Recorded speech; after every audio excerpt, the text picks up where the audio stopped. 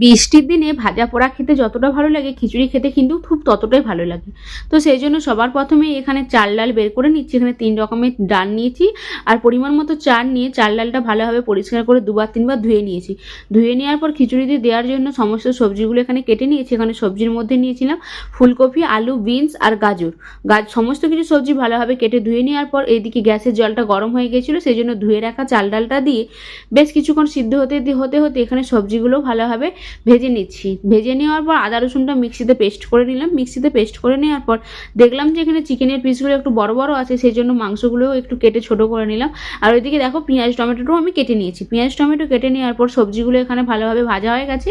তো ভেজে রাখা সবজিগুলো নামিয়ে খিচুড়ির সাথে খাওয়ার জন্য কিছুটা পাঁপড় ভেজে নিয়েছি। ওই তেলের মধ্যে কালো জিরে, তেজপাতা আর শুকনো লঙ্কা ফোড়ন দিয়ে বেশ কিছুক্ষণ ফোড়নটা ভাজা হয়ে যাওয়ার পর ফোড়ন থেকে একটা সুন্দর গন্ধ আসার পরে পেঁয়াজ দিয়ে ভালোভাবে পেঁয়াজটা ভেজে নিয়েছি। পেঁয়াজটা হালকা ভাজা হয়ে যাওয়ার পর উপর থেকে টমেটো কুচি আর আদা রসুনের পেস্ট দিয়ে ভালোভাবে মশলাটা কষিয়ে নেব। আর মশলাটা কষানোর পর বাড়িতে যে রেগুলার মশলাগুলো হয় নুন, লঙ্কা, হলুদ, জিরে, ধনে এই সকল মশলার গুঁড়োগুলো দিয়ে ভালোভাবে মশলাটা কষিয়ে নিয়েছি।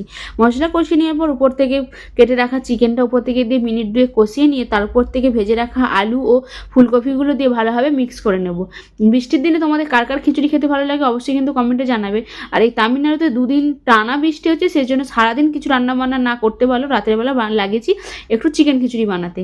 তো এদিকে দেখো এদিকে চাল ডালটা প্রায় 80% সিদ্ধ হয়ে গেছে, সেই জন্য ভেজে রাখা বিনস আর গাজরটা দিয়ে দেওয়ার পর কষিয়ে রাখা মশলাটা দিয়ে খিচুড়িটা মিনিট 10 ফুটিয়ে নামিয়ে নিয়েছি। একদম রেডি হয়ে গেছে খিচুড়ি। আর রাত্রেবেলা গরম গরম খিচুড়ি আর তার সাথে পাঁপড় ভাজা দুজনে জমিয়ে বেশ খেয়ে নিলাম। আর খিচুড়িটা সেই স্বাদ হয়েছিল। ভিডিও কেমন লাগলো অবশ্যই কমেন্টে জানিয়ে আর পেজ ফলো করে দিও।